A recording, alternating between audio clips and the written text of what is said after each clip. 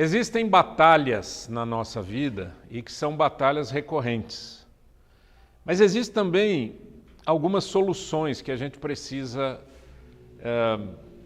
vamos dizer, prestar atenção. E eu creio que a mensagem de hoje vai ajudar o seu coração como ajudou o meu. Vamos lá.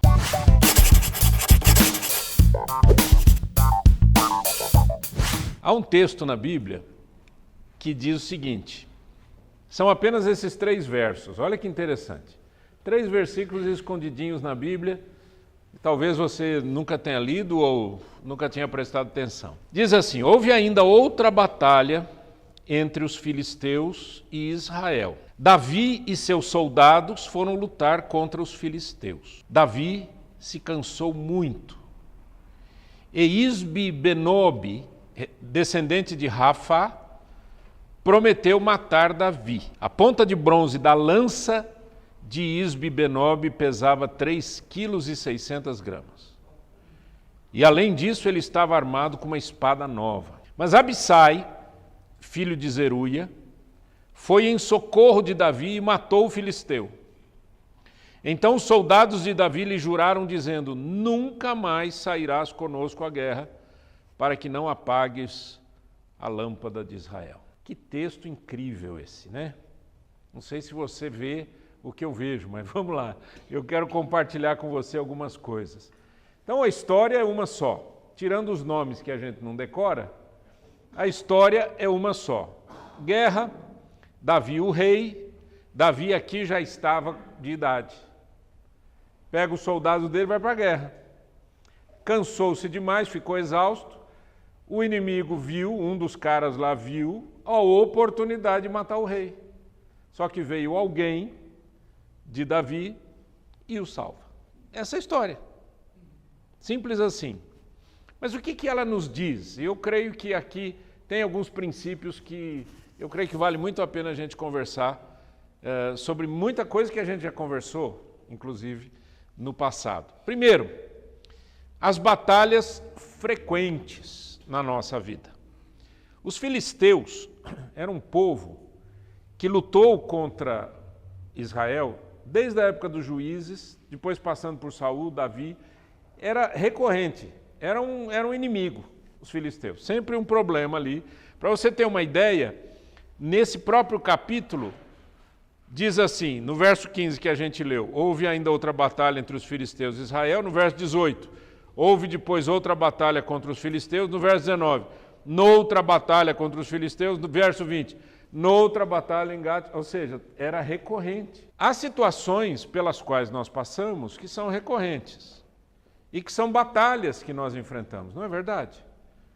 Às vezes são batalhas emocionais, às vezes são batalhas de tentação, às vezes são batalhas de problemas financeiros, às vezes são batalhas relacionadas a pessoas, relacionadas à empresa, relacionadas a tanta coisa, né?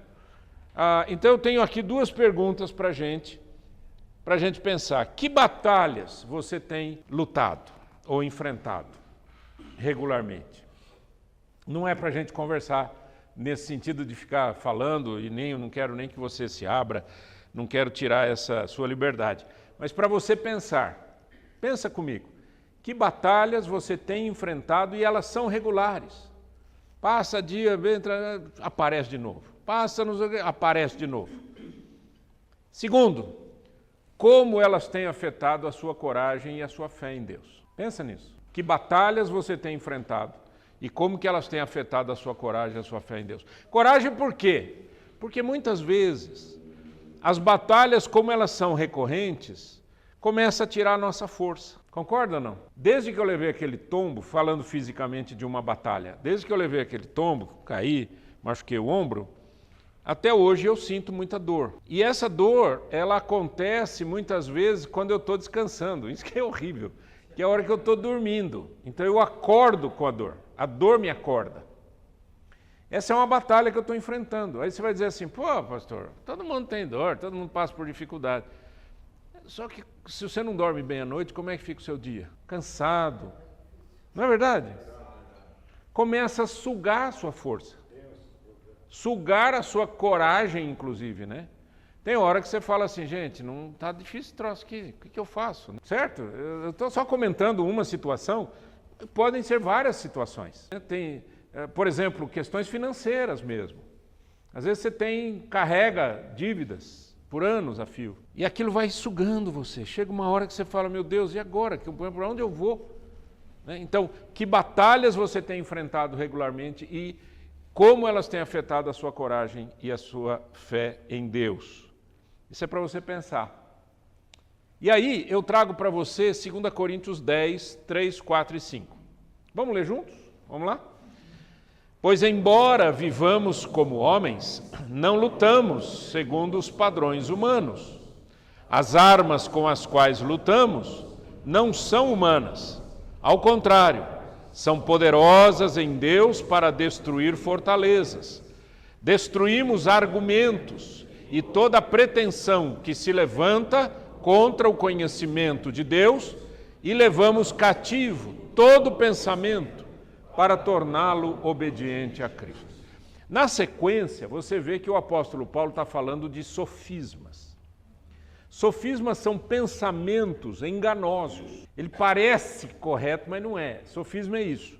E aí ele diz, a nossa arma não pode ser arma humana, porque nós não lutamos contra pessoas. Você lembra no texto que a gente leu lá, dizia que o cara tinha uma lança lá, que só a ponta da lança pesava 3 quilos, e ainda diz assim, e ele ainda tinha uma espada nova. Né? Para a linguagem daquele tempo significava muito, né, gente? Para nós não significa nada. Ninguém luta mais hoje com espada, né? A não ser nos filmes, né? Filme de chinês que tem espada ainda, né? Mas a grande questão é a seguinte, ele diz, nós vivemos como seres humanos, mas nós não lutamos como seres humanos.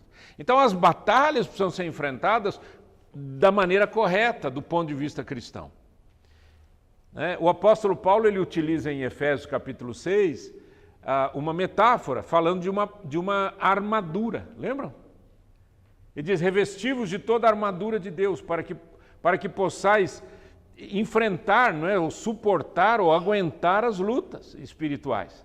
Então tem uma armadura. Ele fala do capacete da salvação, ele fala da couraça da justiça, do cinturão da verdade, ele fala do escudo da fé, ele fala da espada, que é a palavra de Deus, e ele fala que o evangelho vai no pé, né? Calçando o evangelho da paz. Ou seja, a gente tem que aprender, queridos, que existem lutas que não dá para a gente vencer. Não dá para vencer na conversa, não dá para vencer com dinheiro, não dá para vencer com trabalho. Você tem que vencer com fé no Senhor. E aplicar a fé.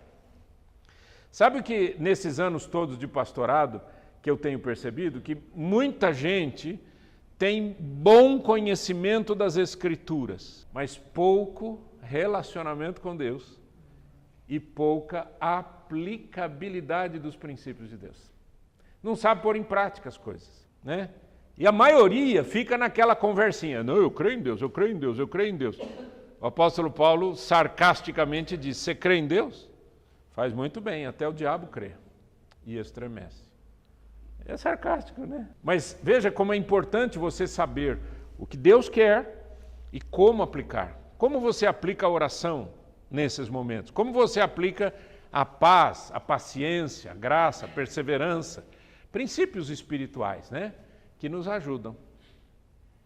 Porque eu fico pensando sempre assim, de que adianta o conhecimento sem a sabedoria? Porque o que é conhecimento? Conhecimento é o que eu sei. E sabedoria? É como eu vivo o que eu sei. E a gente precisa de sabedoria, não precisa? O apóstolo Paulo disse, se alguém tem falta de sabedoria, peça a Deus, que a todos dá liberalmente e não lance em rosto. Deus atende a nossa oração, mas se a gente não se interessa, você perde a oportunidade. Então não perca a oportunidade, não. Peça a Deus. Segundo princípio, hoje a mensagem vai ser curta por conta da minha netinha que nasceu. Agora tudo é assim, agora tudo é netinha. Não, mas é porque eu quis pegar esse texto, porque eu achei ele muito interessante em algumas coisas que ainda a gente vai falar. Segundo tópico, os limites humanos e a vulnerabilidade. De onde eu tirei isso? Quando Davi foi lutar, diz o texto que ele se cansou muito. Por que ele se cansou, gente? Tem hora para tudo na vida, né? Como é que você chama, meu filho? Sandro. O Sandro falou assim, caí com os 2 joelhos no chão. Eu já gemi ali. Na hora que ele falou isso, eu já dei uma gemida ali. Porque um dia eu estava em casa, idade faz isso. Eu estava em casa e eu estava de chinelo, gosto de ficar andando de pantufa, né? E eu estava de chinelo e aí eu fui brincar com um netinho e tropecei no tapete e caí e bati o joelho no chão.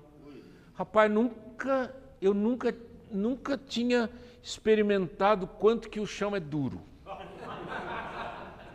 Ele não amortece. Que dor, perdi a cor. Minha esposa falou, você está branco, meu Deus, tem que levar para o hospital. Meus filhos querendo me levantar, eu dizia, calma, gente, calma, por favor, nem levantar eu consigo. Dói demais. Então, a hora que você falou, filho, eu imaginei. Mas olha a diferença de idade. Aí ele falou assim, não, isso foi uma semana atrás, eu aqui ainda. É a idade. Davi já era um homem. Amortecedor vencido. Davi já era um homem que era um homem de idade, né? Mas era um guerreiro, né? Muita batalha, né? É porque a gente não sabe quantos anos tem. Os comentaristas dizem que ele já estava quase no fim do seu reinado, então já era um homem já mais de idade, né? Agora, independentemente disso, eu preciso entender uma coisa. Todos nós temos o quê? Limites. E os limites, muitas vezes, não são só físicos. Limite de idade, né? Existem outros limites. E a gente, muitas vezes, fica com vergonha de falar, poxa, eu estou enfraquecendo, eu estou cansado. E não precisa ter vergonha. É isso que se chama vulnerabilidade. Se sentir vulnerável não é se sentir derrotado. Entenda isso, né? Por exemplo, pedir ajuda, pedir oração, pedir um conselho, né? Abrir o coração para um amigo e dizer, olha, meu amigo, me ajuda a enfrentar essa batalha. Isso não quer dizer que você está derrotado, isso quer dizer que você é um ser humano, né? Uma coisa que muitas vezes você encontra nas igrejas, e é meio triste isso, eu acho, são as pessoas que não se acham humanas. E aí você conversa com a pessoa parece que ela anda nas nuvens, ela cavalga nas nuvens. Parece que o tempo todo elas estão vencendo tudo. Por isso que muitas vezes eu compartilho minhas fraquezas, porque eu digo, são fraquezas do ser humano. Porque, gente, nós somos vulneráveis. Quando Jesus, que era o Deus encarnado, não tinha pecado, ele enfrentou a cruz. Pouco antes ele foi para o jardim do Getsêmani. E no jardim do Getsêmani, diz a Bíblia, que ele suou gotas de sangue. Isso é o extremo do sofrimento. As veiazinhas que a gente tem, elas começam a romper, não aguenta. É muito sofrimento. Se Jesus sofreu como sofreu, por que você acha que você é o cara? Você não é o cara. Desculpa falar, você não é. Eu não sou, né? Mas o nosso Deus é o Senhor Todo-Poderoso que nos sustenta. Então, a sua vulnerabilidade não é pecado, tá? Em quais áreas da sua vida você tem se sentido exausto ou vulnerável? Pensa aí. Em que áreas da sua vida você diz, puxa vida, cansei, estou cansado. Em que áreas? Como você tem lidado com isso? Tem gente, por conta da cultura, né? Tem gente que, quando passa por um período de muito cansaço, chega em casa ou chega no bar e entorna o caldo, né? Você sabe o que o álcool faz com a gente? O álcool deprime o sistema nervoso central. Por isso que a pessoa diz, estou calmo. Ele não está calmo, está bêbado.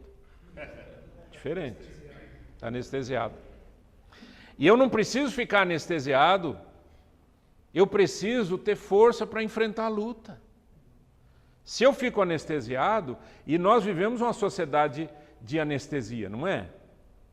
Você percebeu que tudo tem remédio? Se não é remédio, é droga, se não é droga, é álcool, se não é álcool, sei lá o quê, né? E a pessoa, ela acha que fazendo aquilo, de alguma maneira, ela está enfrentando os seus medos, as suas fraquezas, as suas dores. E, gente, a gente não enfrenta assim, porque isso não é enfrentar. Enfrentar é enfrentar. Por isso que o nome é enfrentar, é de frente. Você tem que olhar para o problema e dizer, vem aqui, problema, vamos conversar, vamos resolver esse troço aqui. Né? Então, como que você tem lidado com isso? Isso é muito sério, gente. Tem gente que foge. Eu já vi casos de homens que entram num pânico tão grande que desaparece de casa, sai de casa, viaja, some. Ninguém sabe onde o cara está. Passa um tempão, ele volta. Não, eu estava com problema. Oh, mas todo mundo tem, né? Principalmente a sua família que ficou aqui chorando, desesperada, sem saber onde você está. Eles também estão com algum problema, né? Então, como que você enfrenta as suas lutas? Vamos ver um texto bíblico para isso? O apóstolo Paulo disse que ele estava com um espinho na carne. Nós não sabemos o que é isso. Alguns teólogos acreditam que era um problema na vista, que tem um texto que ele está escrevendo, um dos livros que ele está escrevendo, ele diz, vede com que grandes letras você tem, tipo, eu estou precisando aumentar a letra para poder enxergar. Nós não sabemos o que era. Mas ele chegou para Deus e disse, Senhor, tira isso de mim. Eu faria a mesma coisa, você não faria? Você está com uma luta muito grande, um problema físico, seja lá o que for, você não oraria e pediria misericórdia para o Senhor? Senhor, tira isso de mim. Ele disse que foi um espinho que o diabo enfiou nele. Essa é a linguagem que ele utiliza. Olha a resposta de Deus. Mas ele me disse, minha graça é suficiente a você, pois o meu poder se aperfeiçoa na fraqueza. Portanto, disse Paulo, eu me gloriarei ainda mais alegremente em minhas fraquezas, para que o poder de Cristo repouse em mim. Por isso, por amor de Cristo, regozijo-me nas fraquezas, nos insultos, nas necessidades, nas perseguições, nas angústias, pois quando sou fraco, é que sou forte. Isso aqui, ó, não tem um pregador de autoajuda que fala um troço desse, tá certo? E não tem um pastor de mensagem de prosperidade que prega isso, certo? Porque tem muito pastor andando por aí, com todo respeito, e eu estou falando isso porque está sendo gravado, inclusive, que tem uma mensagem de que se você tem um problema, você está em pecado. Se você está fraco, você está em pecado. Se você não sei o que, é porque é pecado. E Paulo está dizendo agora, quando eu sou fraco é que eu sou forte. Por quê? Porque eu estou dependendo de Cristo. Eu vou viver uma vida de dependência do Senhor. Então entenda que passar por luta não é sinônimo de pecado. É só ler o livro de Jó. Já leram o livro de Jó? Vocês conhecem o Jó, né? Nunca ouviram falar do Jó? Jó da Silva, nunca ouviram falar do Jó? O Jó, ele tinha uma família linda, tudo certinho, era um homem cristão não era, porque não era da época de Cristo, mas era um homem temente a Deus, era um homem que fazia oração, era um homem que buscava a Deus, inclusive buscava a Deus como que meio que prevenção, tipo, Senhor, tem misericórdia dos meus filhos, se eles fizeram alguma coisa errada, já perdoa, cuida deles. E ele passou por um turbilhão, lembram disso? Ele perdeu os filhos mortos, ele perdeu os bens, queimado, tudo estragado, ele perdeu a saúde, que ele ficou com uma doença horrorosa, que ele tinha que se coçar com um caco de telha. A única coisa que sobrou para ele foi a esposa que olhou para ele e falou, amaldiçoa o teu Deus e morre. Que conforto, que alegria, né? Ouvir um conselho da mulher. A única pessoa que sobrou para ele era a mulher. Aí vieram 3 amigos. Depois veio o outro, né? Vieram os amigos. A culpa é sua. Aí o outro falava, a culpa é sua. Aí o outro falava, a culpa é sua. Só que não é assim desse jeito que eu estou falando. Eram textos imensos, né? E dizendo e falando o quanto que ele tinha que se arrepender, o que ele tudo era errado, que tudo não sei o quê. Chega no fim do livro, Deus fala com Jó. E Deus faz um teste, um vestibular com Jó. Ele diz assim, onde que você estava quando eu criei as estrelas? Você sabe como domar o animal X, Y, Z e tal? O que Deus estava falando para ele era o seguinte, Jó, você não sabe por que das coisas. Agora, Jó, tem uma coisa que eu vou te falar. Ora pelos seus amigos, porque se você não orar pelos seus amigos, eu não vou perdoá-los. E ele ora pelos seus amigos, sabe o que acontece quando você libera perdão? Jó teve tudo de novo e muito mais riqueza e família linda, maravilhosa, tudo, Deus deu tudo de volta para ele. Mas não é fácil passar, né, pela dificuldade. Então o que Paulo está dizendo é o seguinte, a graça de Deus, ela me é suficiente. Eu fico pensando no que aconteceu lá no Rio Grande do Sul e que eventualmente pode acontecer ainda em mais outros lugares, sei lá. Mas eu fico pensando o seguinte, quando você não tem mais nada, porque realmente o que a água fez foi destruir a cidade. Não foi assim, a água baixou, vamos limpar e continuar. Não, não tem casa mais. A casa foi levada embora. Houve destruição total. Parece guerra, né? Aí você não tem nada. Você fica dependendo de alguém te dar uma garrafinha de água. Ninguém tem nada. A cidade não tem nada. Não tem para quem reclamar. Não tem para quem pedir. É a pior cena, não é verdade? Agora, sabe quem faz o trabalho mais lindo em tempos de dor e de angústia? As igrejas. Porque a igreja, além de poder levar água, comida, dinheiro, ela leva o que ninguém consegue levar, que é a paz que as pessoas podem receber. Não é verdade? E chorar junto. E é mais ou menos essa mesma visão. Porque quando você chega e vê todo mundo sofrendo, qual que é a sensação que você tem? Que você é fraco, inadequado, não existe. Como é que eu posso ajudar essas pessoas? Não tem como ajudar. Com a sua força, impotente, obrigado. Não é? Então guarda isso no seu coração. Você também tem limites, as pessoas têm limites, e estar vulnerável não significa um erro, necessariamente. Pode ser, né? Mas não é necessariamente. Mas peça ajuda. E aí me leva para o terceiro ponto de Abissai, o socorro de Abissai. Quando Davi, cansadão, exausto, né? Ele levanta os olhos, ele vê um inimigo vindo, esse cara com essa lança imensa, essa espada nova, dizendo, agora eu mato o rei. Se ele mata o rei, gente, naquela época era assim, você mata o rei, você vence a batalha. Ele falou, vou matar o rei. Abissai pula na frente e mata o cara, mata o inimigo e protege o rei. Né? O texto diz, Abissai, filho de Zeruia, foi em socorro de Davi, matou o filisteu, então os soldados de Davi, isso é de uma beleza imensa, é de uma beleza poética, é uma beleza espiritual, é uma beleza, o que você quiser. Os soldados de Davi lhe juraram dizendo, nunca mais sairás à guerra conosco. Por quê? Porque tu és a lâmpada de Israel. Nós morreremos, mas você não pode morrer. É a preservação do que eles entendiam que era o mais importante. Isso me emociona, de verdade, profundamente, porque é a proteção dos amigos de Davi ao rei. Você já se sentiu protegido por alguém?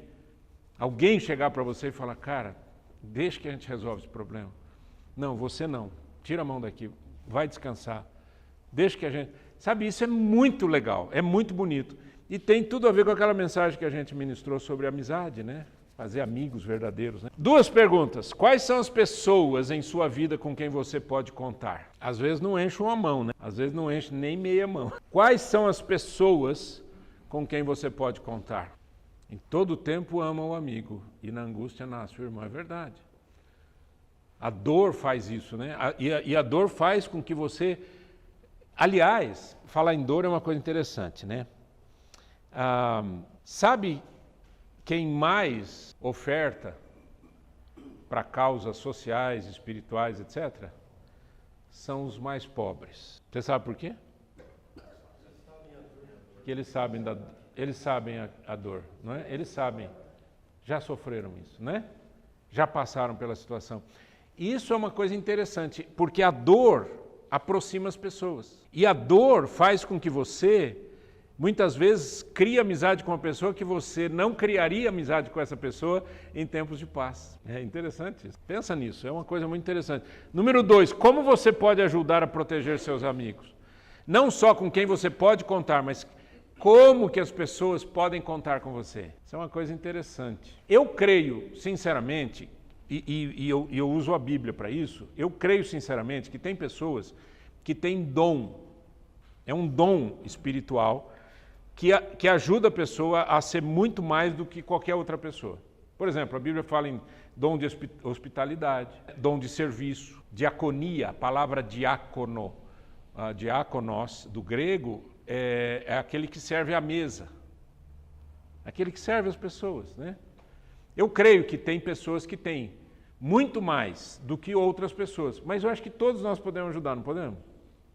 De alguma maneira. Quando eu comecei meu ministério, quer dizer, comecei não, eu já estava na segunda igreja que eu estava pastoreando, eu já tinha uns 6, 7 anos de ministério, e eu assumi uma igreja numa outra cidade, e alguém chegou para mim e disse, olha, tem uma senhorinha aqui, que ela sempre frequentou a nossa igreja, mas ela não pode mais vir à igreja, ela está cega, de muita idade, e o senhor não pode ir lá fazer uma visita? Claro que eu posso fazer visita. Eu fui lá fazer uma visita para ela, cheguei, ela obviamente não tinha visão, mas ela falou assim uma coisa para mim, ela disse assim, sabe pastor, eu não posso mais ir à igreja, não tenho mais saúde física para isso, mas eu tenho algo que eu consigo ainda fazer. Eu oro por todos os pastores que eu conheço, nominalmente, um por um. E agora que eu conheci o senhor vai para a minha lista. Ela podia dar dinheiro? Não. Ela podia ajudar alguma coisa? Não. Ela podia ir lá na igreja fazer? Não. Ela podia fazer uma comida lá? Não. O que ela podia fazer? Orar. Isso ela podia fazer. Então, vamos aprender com esses exemplos, né, gente? E aí, nós temos um texto bíblico de Romanos, capítulo 15, versos 1 a 3. Diz assim, quer ler comigo em voz alta? Nós que somos fortes, devemos suportar as fraquezas dos fracos e não agradar a nós mesmos. Cada um de nós deve agradar ao seu próximo para o bem dele, a fim de edificá-lo. Pois também Cristo não agradou a si próprio, mas como está escrito, os insultos daqueles que te insultam caíram sobre mim. Isso é uma coisa bonita, né? É nesse texto, ou no capítulo 14, eu não me lembro exatamente, que o apóstolo Paulo diz assim, olha, se comer carne escandaliza teu irmão, deixa de comer carne. O que ele está falando com isso? Ele está defendendo o vegetarianismo? Não. Ele simplesmente está dizendo, para que haja uma convivência amorosa, muitas vezes você tem que fazer alguma coisa que você não gosta, ou deixar de fazer uma coisa que você gosta, simplesmente para abençoar alguém, para ser bênção. Domingo, lá na nossa igreja, eu disse assim, gente, que a quarta-feira é sempre um grupinho menor e tudo, o pessoal cansado e tal. Aí eu digo assim, olha, quando chegar a quarta-feira, você lembrar que você está cansado, você está morrendo de vontade de tomar um banho, ir para casa, deitar, lembra que eu também tenho esses mesmos sentimentos. E tem que estar aqui. Né? O que quer dizer isso? Quer dizer, eu não estou querendo dizer que eu sou o cara, eu só estou querendo dizer que eu preciso deixar coisas que eu gostaria de fazer para o bem do próximo. Esse Abissai arriscou a vida dele, E ele foi lutar contra o filisteu, matou o filisteu para proteger o rei, e os soldados do rei disseram, nós vamos a partir de agora lutar essas batalhas. O senhor não vem mais, vai descansar, dá um tempo.